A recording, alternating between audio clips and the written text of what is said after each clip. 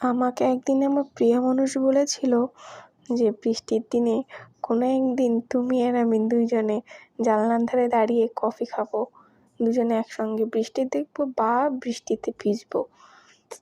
কেন জানি না সেই দিন থেকে আমার বর্ষাকালটা ভীষণ প্রিয়, ভীষণ প্রিয়।